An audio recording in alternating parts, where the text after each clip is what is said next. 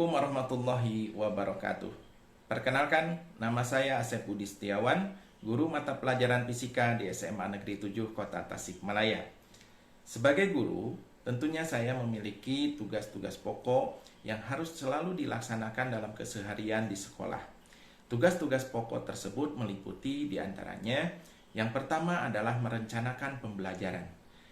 Perencanaan pembelajaran ini meliputi contohnya seperti menyusun RPP, ya, menyusun silabus, kemudian menyusun program semester, menyusun program tahunan, membuat bahan ajar atau media pembelajaran dan lain sebagainya. Kemudian tugas pokok yang kedua adalah melaksanakan proses pembelajaran. Tentunya ini dilaksanakan berdasarkan surat keputusan kepala sekolah, juga berdasarkan jadwal yang sudah dibuat oleh sekolah. Kemudian yang ketiga, tugas pokok dari guru ini adalah mengadakan bimbingan atau pelatihan terhadap peserta didik. Ini tujuannya untuk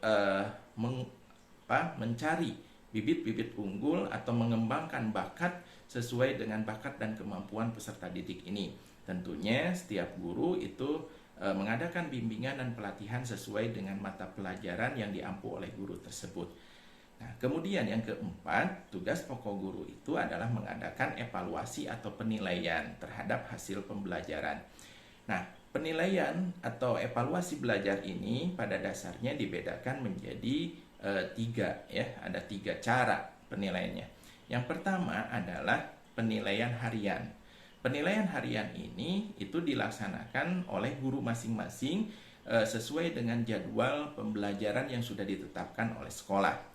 Penilaian harian ini biasanya dilaksanakan setiap selesai akhir bab atau akhir kompetensi dasar untuk masing-masing mata pelajaran.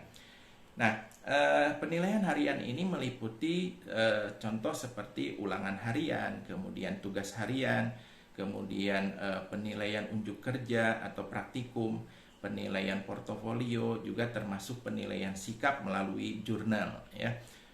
Kemudian penilaian yang kedua adalah penilaian yang dilaksanakan oleh sekolah, ya, secara serempak oleh sekolah.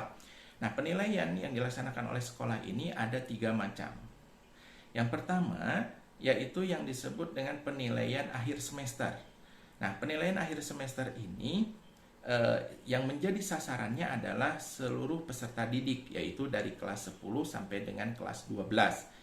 Nah, tujuannya untuk mengevaluasi hasil pembelajaran selama semester ganjil yang sudah dilaksanakan. Nah, penilaian akhir semester ini biasanya dilaksanakan setiap akhir semester ganjil. Dan itu biasanya dilaksanakan pada bulan Desember, minggu pertama atau minggu kedua. Kemudian yang kedua, penilaian yang diselenggarakan oleh sekolah itu adalah penilaian akhir tahun. Nah, penilaian akhir tahun ini sasarannya adalah kelas 10 dan kelas 11. Tujuannya untuk mengevaluasi hasil pembelajaran semester genap, juga untuk menentukan kenaikan kelas, ya, bagi kelas 10 dan kelas 12. Nah, ini biasanya dilaksanakan penilaian akhir tahun ini yaitu setiap akhir semester genap, yaitu sekitar bulan Juni pada minggu pertama atau minggu kedua. Kemudian yang ketiga, penilaian yang dilaksanakan oleh sekolah itu adalah ujian sekolah, ya. Nah, ujian sekolah ini sasarannya adalah kelas 12. Biasanya ini dilaksanakan untuk menentukan kelulusan dari peserta didik kelas 12 tersebut.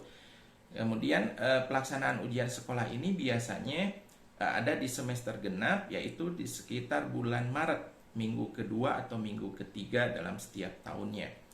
Nah, kemudian penilaian yang ketiga yang sering dilaksanakan oleh guru itu adalah penilaian yang diselenggarakan secara nasional serempak, ya, yaitu oleh pemerintah. Biasanya ini untuk tahun sekarang itu berupa asesmen nasional. Nah, asesmen nasional ini dilaksanakan biasanya pada semester ganjil, yaitu sekitar bulan Agustus atau bulan September, ya, sesuai dengan jadwal yang sudah ditetapkan oleh pemerintah. Nah, asesmen nasional ini sasarannya adalah kelas 11, tetapi tidak semua siswa mengikuti asesmen nasional ini. hanya peserta didik yang dipilih secara acak oleh pemerintah berdasarkan Dapodik untuk masing-masing sekolah tersebut. Biasanya yang terpilih sejumlah 45 orang ditambah 5 orang untuk cadangan. Nah, asesmen nasional ini mencakup penilaian survei karakter, ya, survei karakter peserta didik. Kemudian ada survei lingkungan, juga ada kemampuan literasi peserta didik yang diujikan dan kemampuan numerasi dari peserta didik. Nah, asesmen nasional ini diselenggarakan tujuannya untuk mengukur sejauh mana perkembangan proses pembelajaran di masing-masing sekolah tersebut. Nah, itulah yang bisa saya sampaikan mengenai secara umum tugas pokok sebagai guru, khususnya mengenai kegiatan evaluasi atau penilaian yang biasa dilaksanakan setiap tahunnya oleh saya pribadi sebagai guru fisika di SMA Negeri 7 Kota Tasikmalaya.